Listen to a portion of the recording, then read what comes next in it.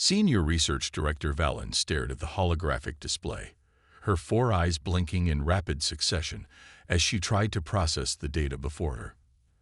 After 3 centuries of cataloging habitable worlds for the Galactic Survey Corps, she had never encountered readings like these.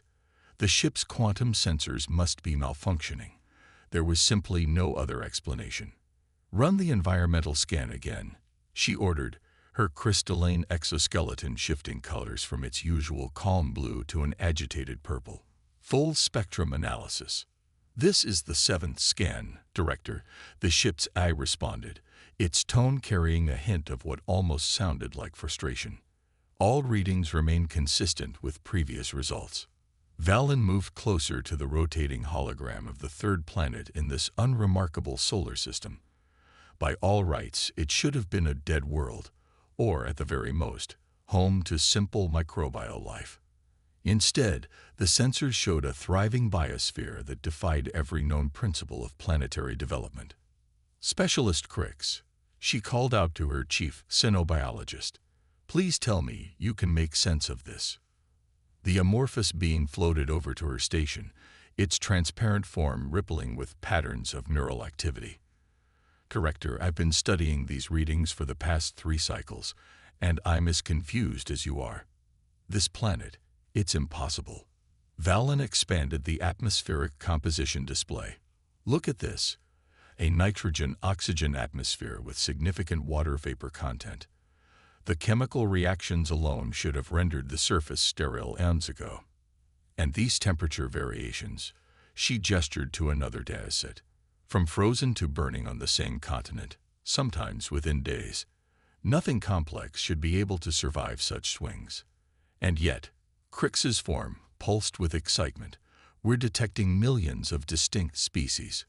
Complex, multicellular life forms, some reaching sizes that should be physically impossible given the gravity conditions. Director, there are creatures in their oceans that would dwarf our survey ship." The research vessel's bridge fell silent as a new data stream appeared, electromagnetic emissions flooding their receivers.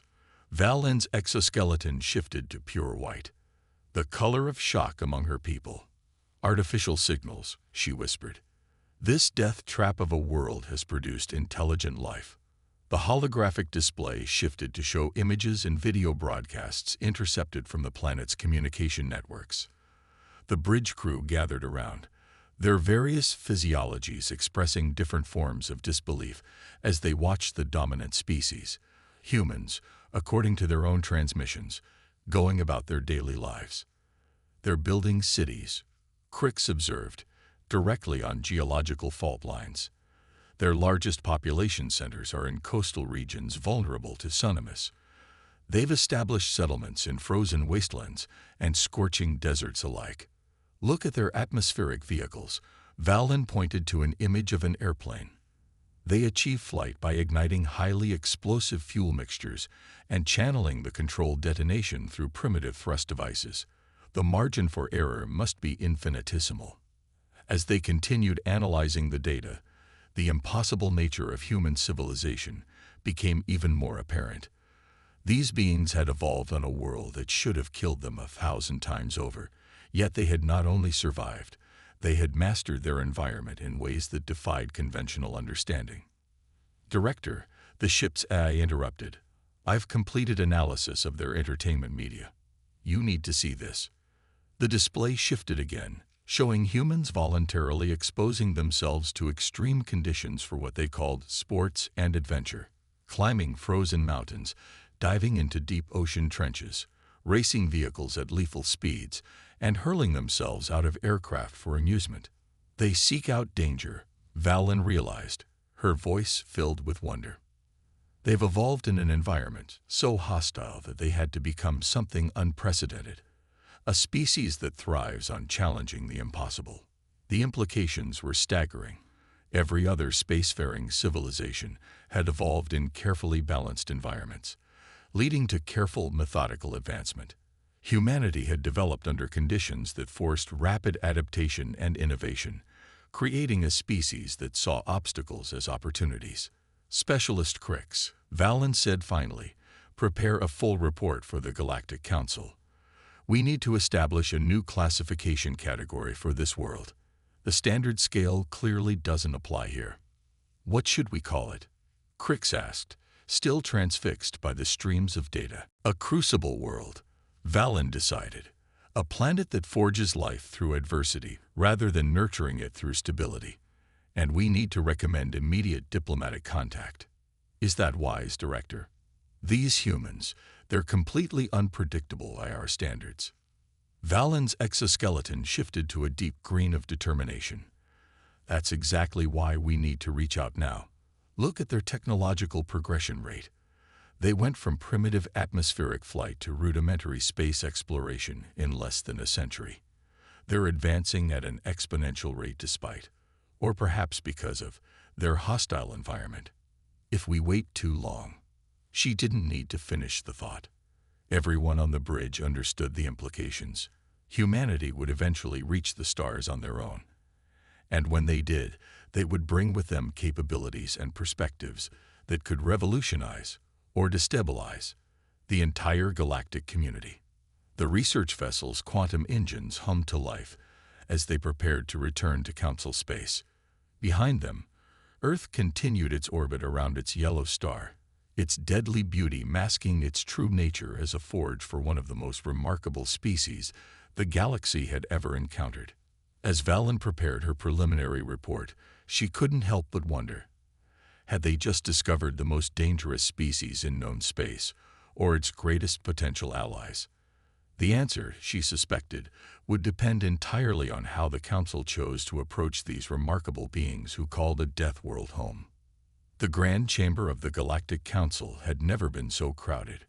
Representatives from over 300 civilizations packed the tiered seating, their varied physiologies creating a living tapestry of evolutionary diversity.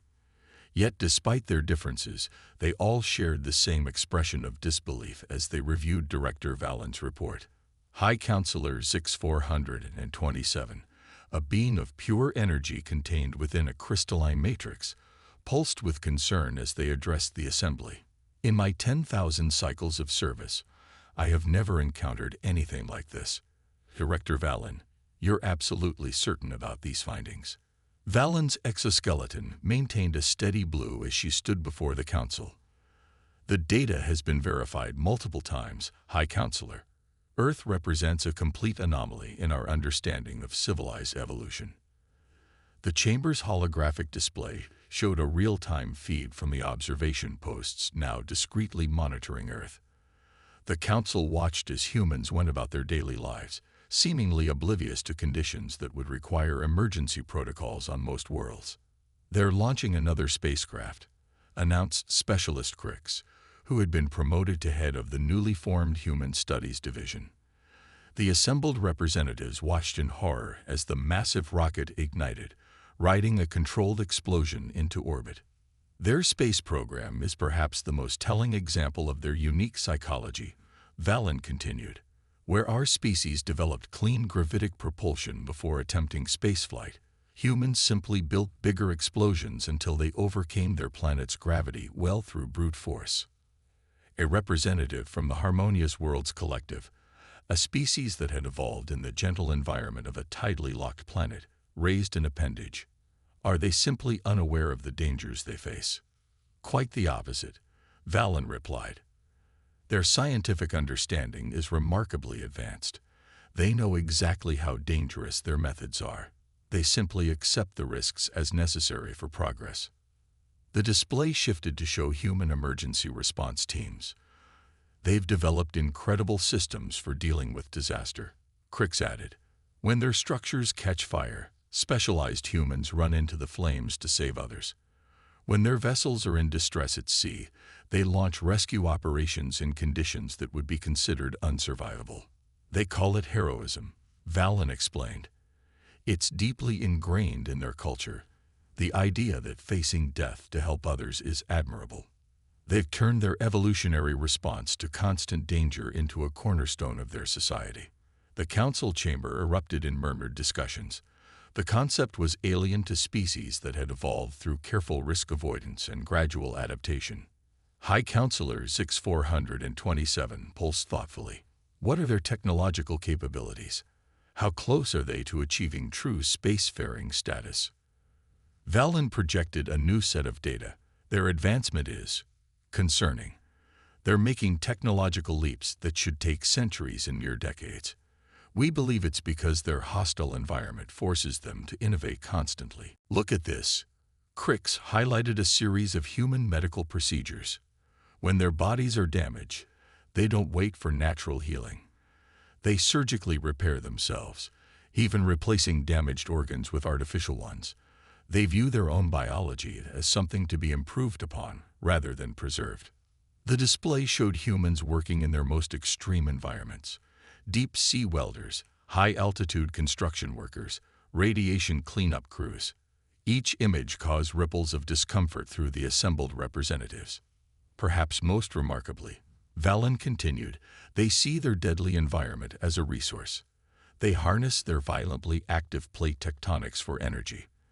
They've learned to predict their devastating storms. They're even beginning to manipulate their own genetics to better survive in space. High Counselor Zix-427's crystalline form flickered with decision. We need to establish contact before they achieve independent FTL travel.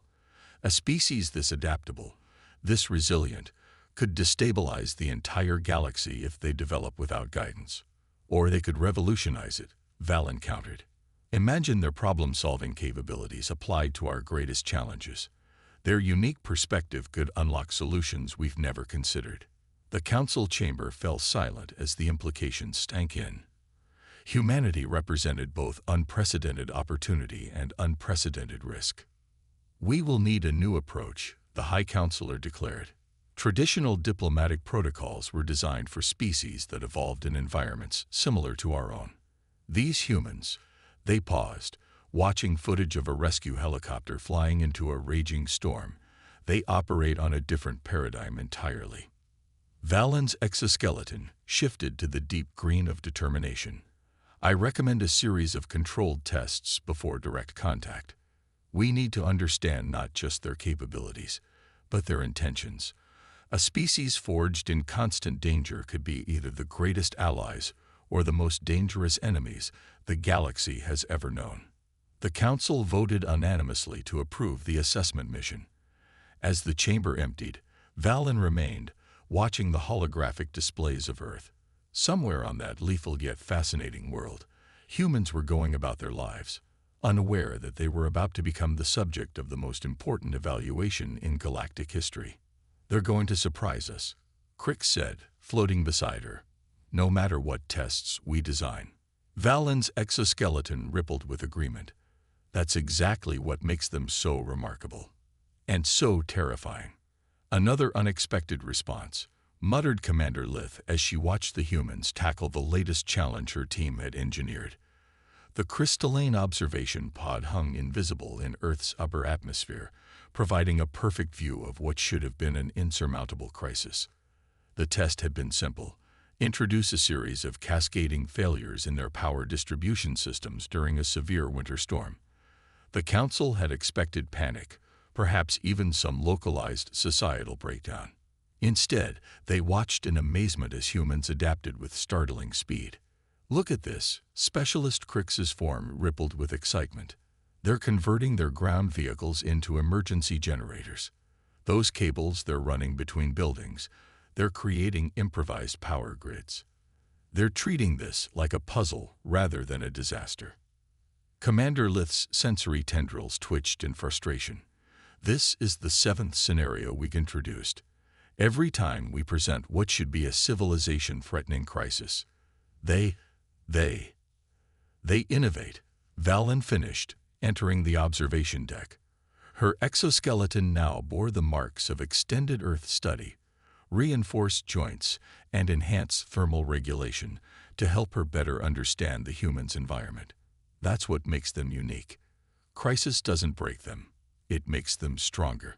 The displays showed various human responses across the affected region. Communities were organizing shelter-sharing programs. Restaurants were cooking their entire inventory to feed neighborhoods before the food could spoil. Children were treating the blackout like an adventure, organizing games by flashlight. "Push harder," ordered Council Observer Zixes, their energy form pulsing with determination. "We need to find their breaking point." Valen's exoskeleton shifted to a warning orange. "With respect, Observer, I advise against escalation. We've already seen them overcome resource shortages, engineered weather events, and communications disruptions.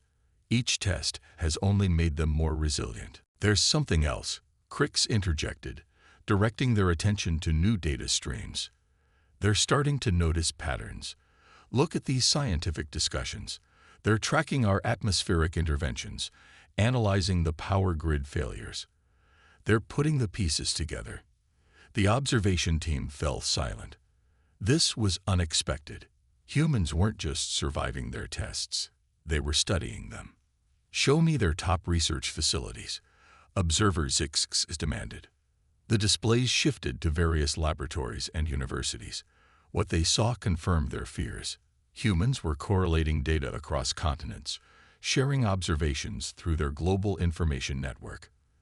They weren't just responding to the challenges, they were reverse engineering the testing methods. This one, Valen highlighted a particular conversation between scientists. "They're theorizing about artificial manipulation. They've detected our gravitational signatures, even though we're using our best cloaking technology." "Impossible," Observer Zix pulsed. "Their instruments are primitive by our standards." "They compensate with creativity," Crix explained. "Look, they're using their astronomical arrays in ways we never considered, linking their computers in massive parallel networks to process data.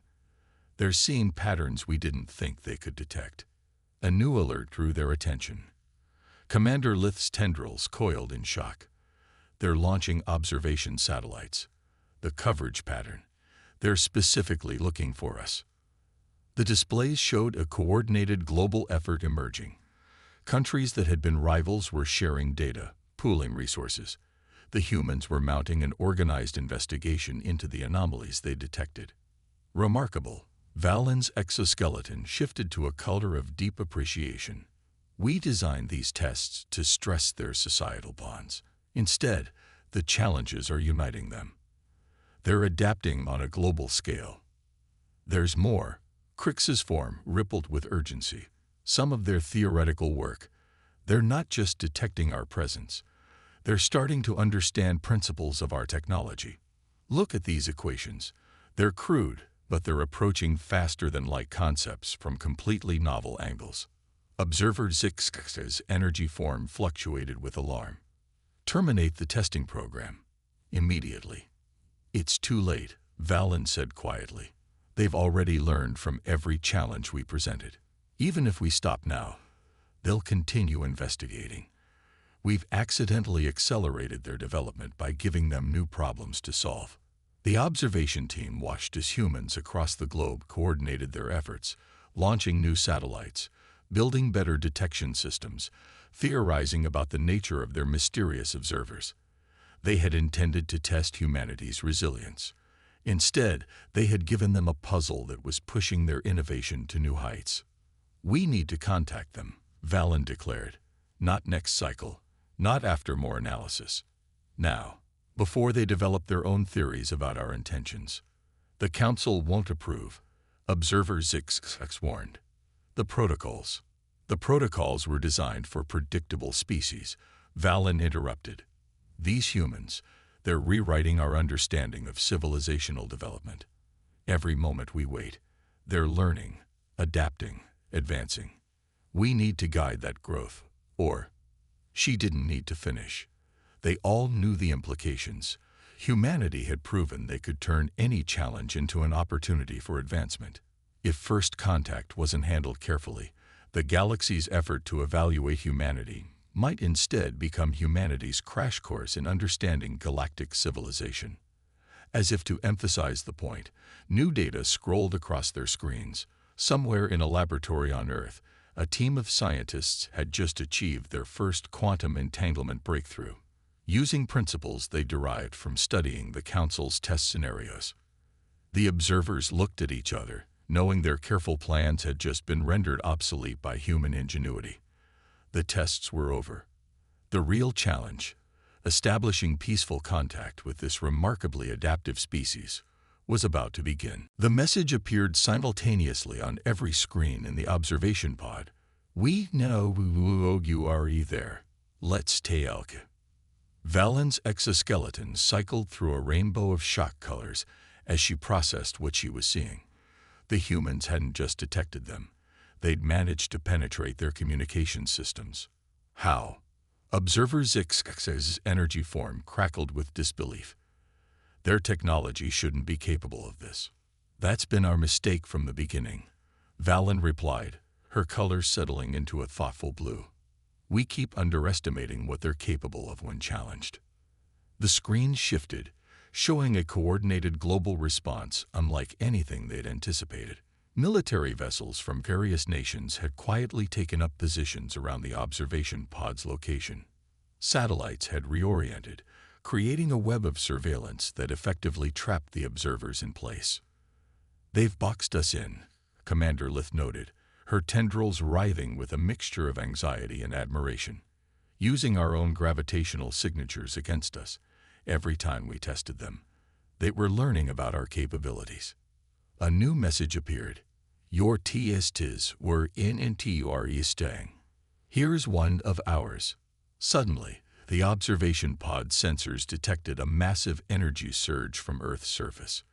Dozens of previously hidden facilities had activated simultaneously, generating a field that interfered with their cloaking technology. "Impossible," Crix whispered, their form rippling with excitement. "They've weaponized the principles behind our own stealth systems. They didn't just study our tests. They reversed engineer our technology." Valen watched as their carefully maintained invisibility began to fail. Soon, their vessel would be visible to every telescope and camera on Earth. The humans had effectively forced their hand. "Another message," Commander Lith announced.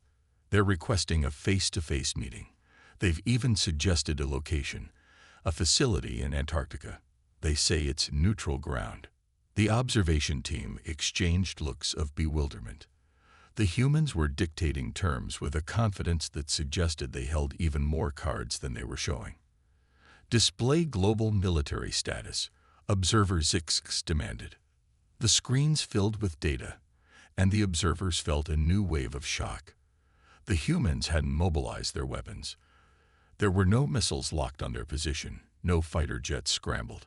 Instead, they saw scientific teams assembling, diplomatic corps being activated, first contact protocols being initiated. "They're not preparing for war," Valen realized, her exoskeleton shifting to a color of wonder. "They're preparing for a dialogue." "New data incoming," Crix announced. "They're sharing their findings from our tests. Look at these innovations. They've developed new energy distribution systems, advanced weather prediction models, enhanced crisis response protocols. They're showing us how they turned our challenges into opportunities for growth." The screens filled with technical data, theoretical models, and practical applications. The humans weren't just revealing what they'd learned. They were demonstrating their ability to transform adversity into advancement. "There's more," Commander Lith added. "They're showing us their space program developments. During our tests, they fast-tracked several revolutionary propulsion concepts. They're closer to independent FTL travel than we thought." Valen moved to the main communication console, her decision made. "We've just been outmaneuvered by a species we thought we were evaluating. If we don't respond to their invitation, they'll continue advancing on their own, possibly in directions we can't predict. The Council won't approve direct contact without proper protocols," Observer Zix warned. "The Council's protocols didn't account for humans," Valen countered. "Look at how they've handled our tests. No panic, no aggression, just relentless innovation and adaptation. They're offering us a chance to transform our attempted evaluation into a genuine exchange." Another message appeared.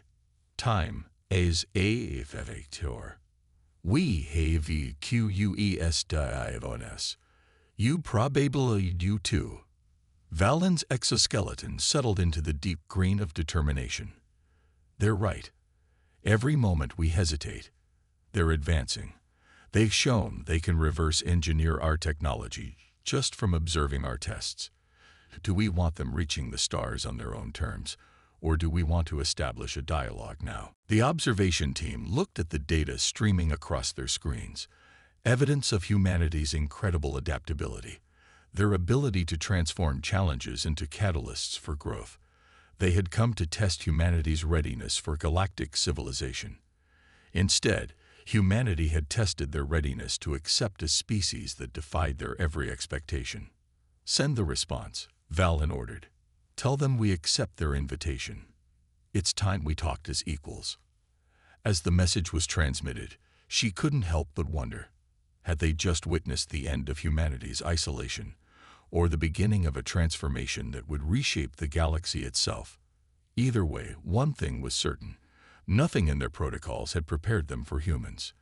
The Antarctic Research Station was no longer just a human facility. Its expanded conference room now housed the most diverse gathering of species in Earth's history. Advanced environmental systems kept each delegation comfortable in their respective atmospheric needs, while quantum translators enabled seamless communication. High Counselor Zix-427's crystalline form gleamed under the artificial lights as they addressed the assembled representatives. In all our history of interstellar relations, we have never encountered a species quite like humanity. Dr. Sarah Chen, Earth's appointed chief diplomat, smiled. We get that a lot. Though from our perspective, we're still trying to process the fact that we're not alone in the universe. Yet you seem remarkably unfazed by our presence, Valen observed, her exoskeleton reflecting the cool blues of the Antarctic environment. Let's just say we've had plenty of practice adapting to unexpected situations, Sarah replied. Your tests helped with that, actually. Nothing brings humans together like a good puzzle. The displays around the room showed the results of the first month of official cooperation.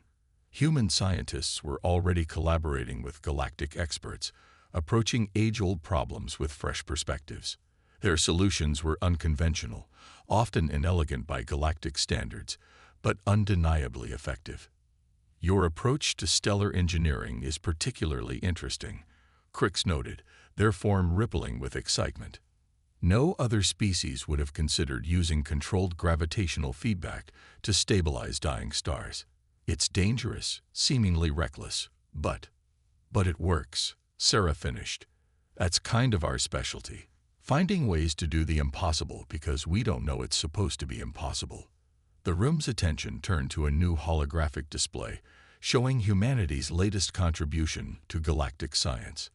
They had taken the Council's FTL principles and approached them from an entirely new angle, developing a hybrid system that was less elegant but more adaptable than traditional methods. You've accomplished in weeks what takes most species decades, High Counselor Zix-427 observed. Your ability to innovate under pressure is unprecedented. We had good motivation, Sarah responded. Once we knew we weren't alone, we wanted to be ready. Though I have to ask, why did you choose such aggressive tests? Surely there were safer ways to evaluate us.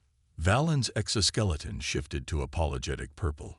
We designed the tests based on what we thought would be challenging. We didn't realize that we'd treat them like opportunities. Sarah laughed. Earth has been testing us our entire existence. Everything that evolved here had to be tough, adaptable, and clever just to survive. When you added your challenges, we just saw them as new problems to solve. The displays showed images of human cities rising from natural disasters, communities rebuilding after storms, scientists turning environmental challenges into technological breakthroughs. Earth's history was a testament to turning adversity into advantage. Which brings us to the real reason for this meeting, High Counselor Zix-427 announced. We need to discuss humanity's role in the galactic community. The room fell silent. This was the moment that would define Earth's future. We propose a new classification, Valen said. Earth wouldn't just be recognized as a death world. It would be acknowledged as a crucible world, a place that forges advancement through adversity. And humanity would be designated as a guardian species. Sarah's eyebrows raised. Guardian species. Your unique evolution has given you capabilities other species lack, Crix explained. You can survive conditions that would kill most of us. You can innovate solutions we wouldn't consider. You see opportunities where we see only danger. The galaxy faces challenges, High Counselor 6427 continued. Dying stars, unstable planets, space phenomena we've deemed too dangerous to study. Your species could help us tackle problems we've avoided for millennia. Sarah looked at the human delegation, seeing the excitement in their eyes. This was more than just acceptance into the galactic community. It was an opportunity to help on a cosmic scale. There would need to be guidelines, Valen added quickly, her exoskeleton showing concerned yellow. Your tendency to take risks. We understand, Sarah interrupted. We may be adventurous, but we're not reckless. We protect our own, and we'll protect others just as fiercely. That's what Guardians do, right? The agreement was formalized within hours. As the delegates departed, Valen approached Sarah one last time. You know, the alien diplomat said, when we first discovered Earth, we thought we found the most dangerous world in the galaxy. Now I realize we found something far more valuable. We found hope. Sarah watched the ships depart through the station's windows, their forms silhouetted against the Antarctic sun. Humanity had been forged in Earth's crucible, shaped by countless challenges into something unique in the galaxy. Now they had a chance to use that strength not just to survive, but to help others thrive.